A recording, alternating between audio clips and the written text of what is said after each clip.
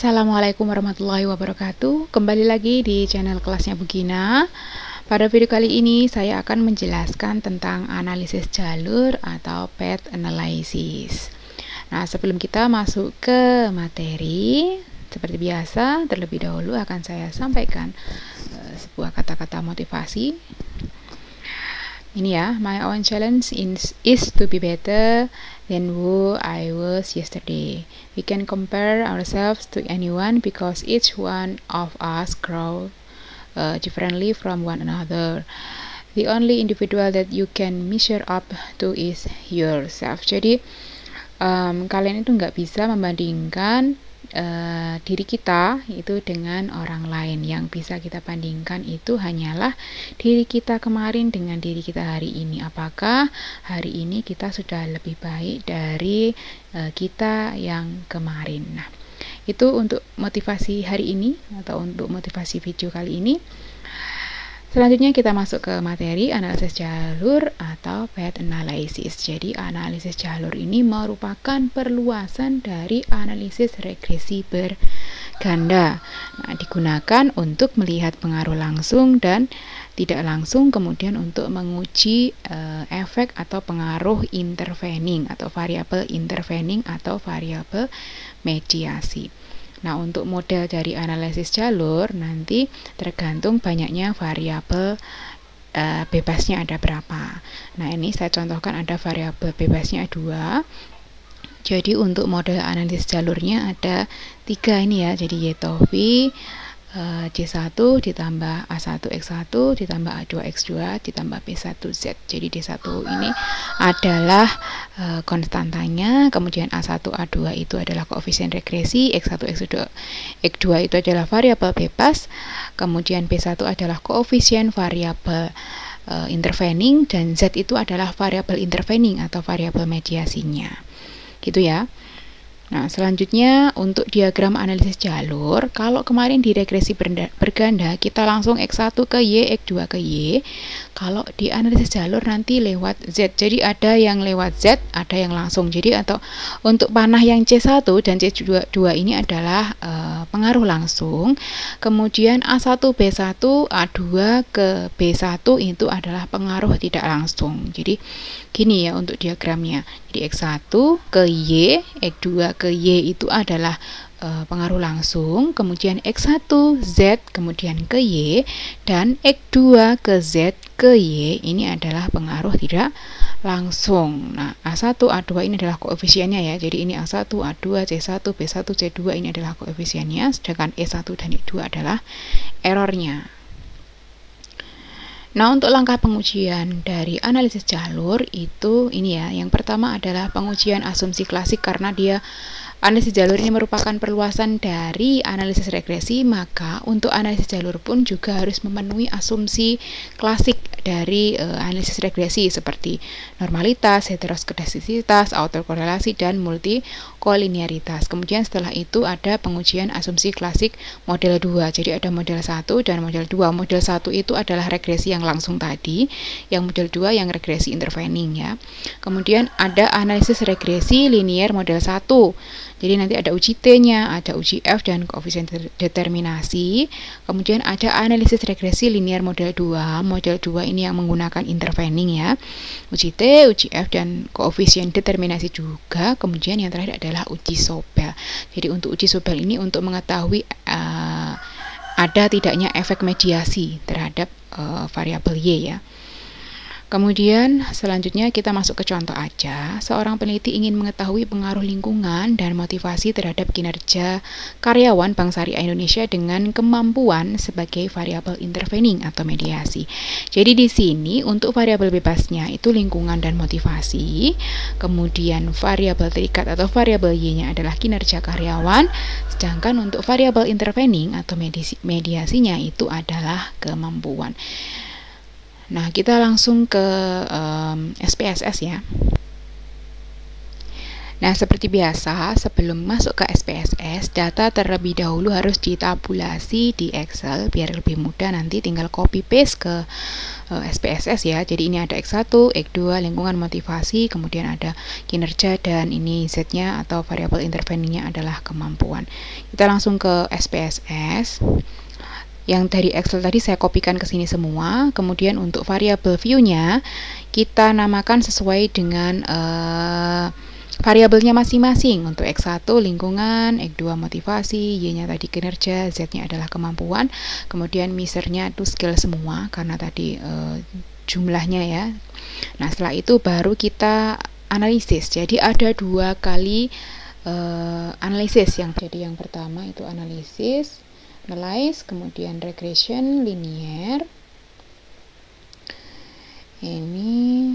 Sebentar, ini saya kembalikan dulu ke sini. Jadi untuk yang pertama kita mau lihat regresinya X1, X2 dengan Z ya. Jadi Z-nya kita masukkan ke dependent, kemudian X1 dan X2 nya kita masukkan ke independent. Nah, baru kita lihat statistiknya, diaktifkan R-square change-nya, deskriptif juga boleh, continue, kemudian oke. Nah, ditunggu outputnya.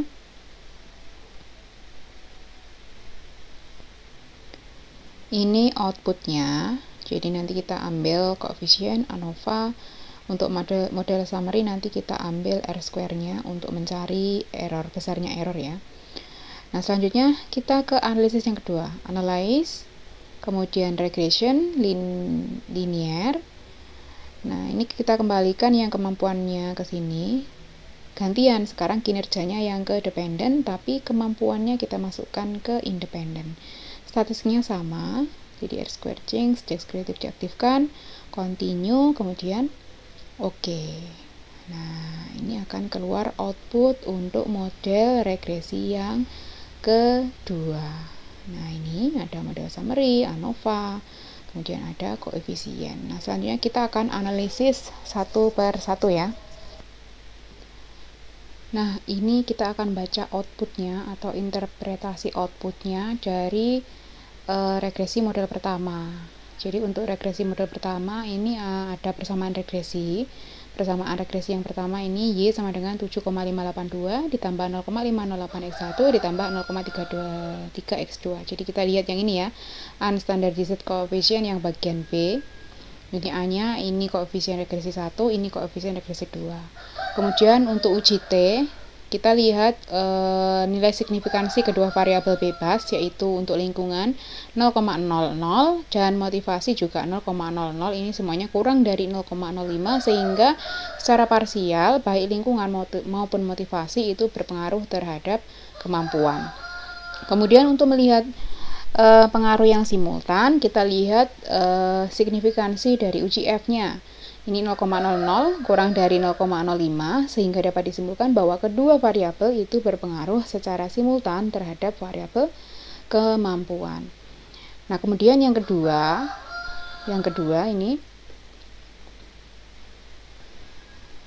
kita meregresikan lingkungan, motivasi, kemampuan terhadap kinerja ya. Jadi untuk hasilnya, untuk persamaan regresi model kedua, kita lihat yang di bagian unstandardized coefficient yang bagian B. Ini Y-nya sama dengan 4,151 ditambah 0,149 X1 ditambah 0,126 X2 ditambah 0,615 X3. Kemudian untuk uji T, kita lihat nilai signifikansi untuk lingkungan itu 0,129. Ini lebih dari 0,05 sehingga untuk kesimpulannya ini tidak berpengaruh signifikan terhadap variabel kinerja. Kemudian untuk motivasi itu 0,032 kurang dari 0,05 sehingga ini dapat disimpulkan berpengaruh signifikan ya motivasi terhadap kinerja.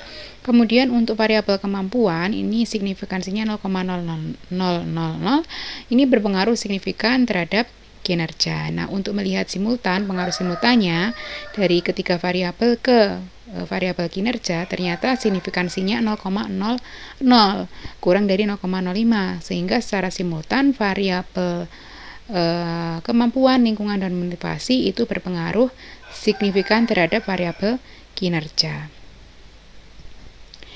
Sedangkan untuk diagram model analisis jalurnya, ini kita lihat dari nilai B ya, nilai B, standardized koefisien di betanya ya. Jadi untuk lingkungan itu ke kinerja 0,109, motivasi 0,156, kemudian kemampuan 629. Berlaku juga untuk yang sebelumnya, ini lingkungan ke kemampuan, artinya X1 ke Z itu 0,362, motivasi ke Z itu 0,393. Nah, untuk diagramnya kita peroleh seperti ini. Jadi X1 tadi ke Z 0,362, kemudian X2 ke Z 0,393, X1 ke Y 0,109, kemudian X2-nya ke Y 0,156 dan Z ke Y-nya 0,629. Nah, kalau kita rangkum itu diperoleh seperti ini ya. Jadi X1 ke Y koefisiennya 0,19 dan seterusnya. Nah, untuk pengaruh langsungnya, pengaruh langsung artinya ya langsung dipanah. X1 ke Y nilainya berapa, X2 ke Y berapa, kemudian X1 ke Z berapa, X2 ke Y berapa, Z ke Y berapa. Sedangkan untuk mencari pengaruh tidak langsung, artinya gimana? Pengaruh X1 ke Y itu melalui Z. Berarti kita harus mengalihkan koefisien X1 ke Y dan Z ke Y-nya. Jadi ini 0,362 dikali 0,629 ketemu 0,228. Kemudian yang kedua, X2 ke Y melalui Z, berarti kita kalikan 0,393 dikalikan 0,629 sehingga diperoleh 0,247. Nah, di sini ada X1, ada X2. X1 ada X2. Ini di mana? Dari mana diperolehnya? Jadi tadi di outputnya ada model summary. Yang ini itu 1 dikurangi R kuadrat. R kuadrat yang E2 ya. Kemudian yang ini juga sama, 1 dikurangi R kuadrat atau R square. Kemudian di akar diperoleh nilai 0,759 dan 0,604. Coba nanti dilihat lagi tabelnya ya. Nah, kemudian setelah ini interpretasi ya. Jadi berdasarkan hasil analisis jalur, maka dapat memberikan informasi secara objektif sebagai berikut. Yang pertama ini pengaruh langsung. Lingkungan terhadap kinerja adalah 0,109. Kemudian pengaruh tidak langsung lingkungan terhadap kinerja melalui kemampuan adalah 0,228, sehingga kalau dicari pengaruh totalnya lingkungan ke kinerja melalui kemampuan itu adalah jumlahnya pengaruh langsung dan pengaruh tidak langsung. Jadi 0,109 ditambah 0,228 sama dengan 0,337. Kemudian untuk pengaruh langsung motivasi kerja terhadap kinerja adalah 0,156 dan pengaruh tidak langsung lingkungan kerja terhadap kinerja melalui kemampuan ini adalah 0,247. Ini kemampuan ya. Kemampuan.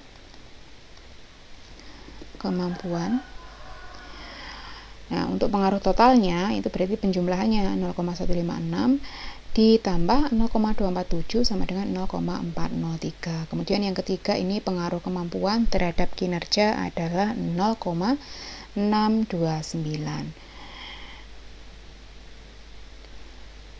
Selanjutnya kita masuk ke Sobel test. Sobel test ini tadi digunakan untuk melihat seberapa berpengaruhnya atau melihat efek mediasi terhadap variabel terikatnya. Jadi efek adanya mediasi ini berpengaruh enggak kira-kira ke variabel terikat gitu.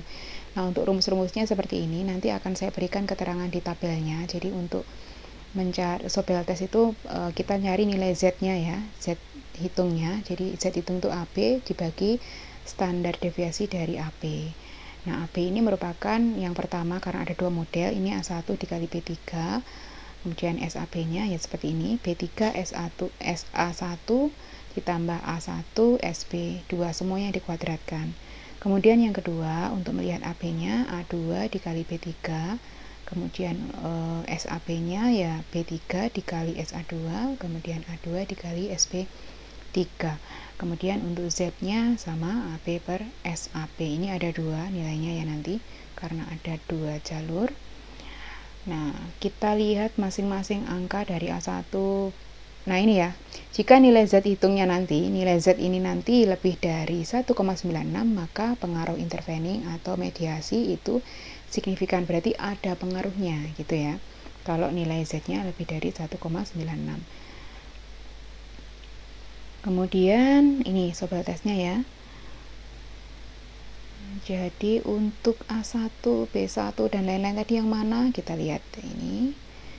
Nah, ini ya. Jadi untuk A1 itu yang ini, lingkungan, unstandardized yang lingkungan B, kemudian motivasinya A2, kemudian SA standar deviasinya yang pertama itu 0,115 miliknya lingkungan, kemudian standar deviasi yang kedua adalah miliknya motivasi, kemudian nilai B3 itu adalah kemampuan 0,615, kemudian standar deviasi yang ketiga itu adalah miliknya kemampuan 0,074.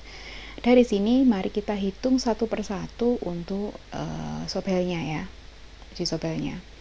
Jalur yang pertama itu X1 ke Z ke Y ya. Nah, ini untuk perhitungannya. Jadi kita AB A1 dikali B3. A1-nya tadi 0,508, B3-nya 0,615, ketemu AB-nya 0,312. Kemudian B3-nya 0,615. Kemudian S1-nya 0,115, kemudian dikuadratkan dan dikalikan, begitu juga dengan A1 dan SP3. Diperoleh nilai SAB-nya 0,08, sehingga nilai Z-nya kita tinggal membagi 0,312 dibagi 0,08 sama dengan 3,9. Kesimpulannya, karena nilai Z-nya ini sama dengan 3,9, yang artinya itu nilainya lebih dari 1,96, maka variabel kemampuan mampu memediasi pengaruh variabel lingkungan terhadap variabel kinerja karyawan. Jadi ada pengaruhnya ketika diberikan variabel kemampuan sebagai variabel mediasi atau intervening. Yang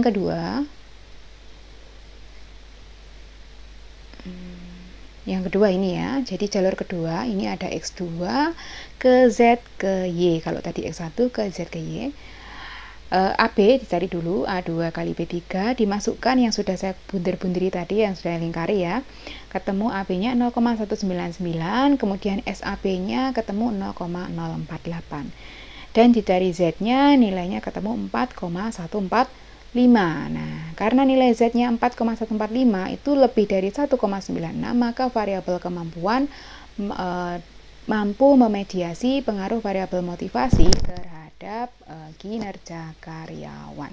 Nah, itu tadi untuk proses analisis jalur dari teori, kemudian prakteknya di SPSS, dan yang terakhir adalah interpretasi output sampai di uji sobel yang terakhir. Jika ada pertanyaan, silakan disampaikan pada kolom komentar. Semoga bermanfaat. Selamat belajar. Terima kasih. Wassalamualaikum warahmatullahi wabarakatuh.